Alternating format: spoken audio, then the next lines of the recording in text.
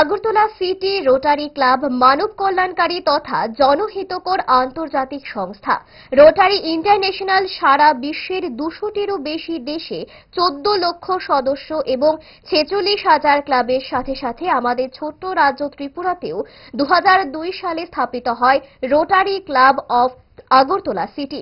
সেই থেকে এই ক্লাব নানা জনহিতকর এবং সমাজ সেবামূলক কাজকর্ম করে যাচ্ছে সারা রাজ্য জুড়ে।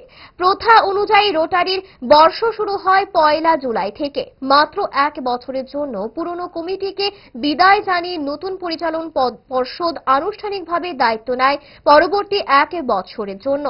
এবছর নতুন পরিচালন পর্ষদ আগামী রবিবার সুকান্ত একাডেমিতে এক অনুষ্ঠানের মাধ্যমে আনুষ্ঠানিকভাবে ক্লাবের দায়িত্বভার বুঝে নেবেন। এই অনুষ্ঠানে আগরতলা সিটি রোটারি ক্লাবের আমন্ত্রণে রাজ্যে আসছেন প্রাক্তন রাষ্ট্রদূত এবং বিশিষ্ট প্রেরণাদায়ক বক্তা ডক্টর দীপক ভোরা। রোটারি ক্লাব একটি ইন্টারন্যাশনাল সামাজিক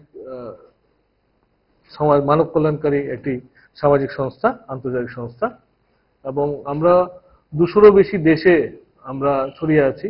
তার মধ্যে আমাদের প্রায় 14 লক্ষ মেম্বার আছে পুরো পৃথিবী জুড়ে।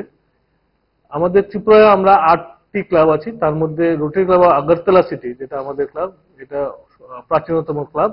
আমরা 2002 প্রতিষ্ঠিত হই এবং তারপর থেকে আমরা এখানে সেবামূলক কাজ করে যাচ্ছি আগরতলা এবং ত্রিপুরাতে। রোটারির নিয়ম অনুযায়ী আমরা প্রত্যেক বছর 1 জুলাই আমাদের নতুন বর্ষ শুরু হয় এবং 30 জুনে শেষ হয়।